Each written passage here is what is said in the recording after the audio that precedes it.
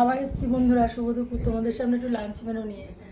আজকে একটু মন মতন রান্না করেছি। কি কি রান্না করেছি চলো তোমাদেরকে দেখাই। এখানে হচ্ছে হালকা গরম, একদম গরম নয়, হাফারি মানে হাফারিও ঠিক না, ভরা হাঁড়িও আবার না, যাই হোক হাফারি ভাত। তার সাথে করেছি উচ্ছে ভাজা, আর এখানে করেছি চাল কুমড়ো আর কুমড়ো মুগ ডাল দিয়ে ঘন্ট, সঙ্গে দিয়েছি একটুখানি ধনে পাতা, আর নামানোর সময় একটু ঘি দিয়ে দিয়েছি দেখো। আর এখানে তো শশা আছে, ওটা তো লাগবেই।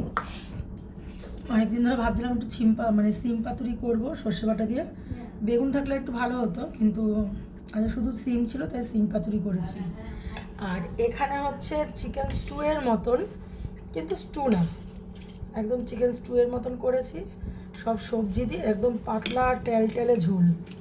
এটা একটু মেয়ে বলছিল করতে কদিন ধরে, তাই জন্য আজকে করেছি।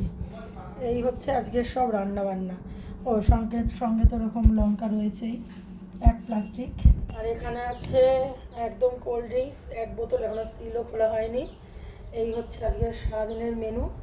মেয়ে একটু গেছে এক জায়গায়, ও শুধুমাত্র চিকেন স্টু খেয়ে গেছে, ও কিন্তু কিছু খায়নি, ভাত কিছু খায়নি, এসে ভাত খাবে। তা চলো, অনেক বেলা হয়েছে, প্রায় 3টে বেজে গেছে।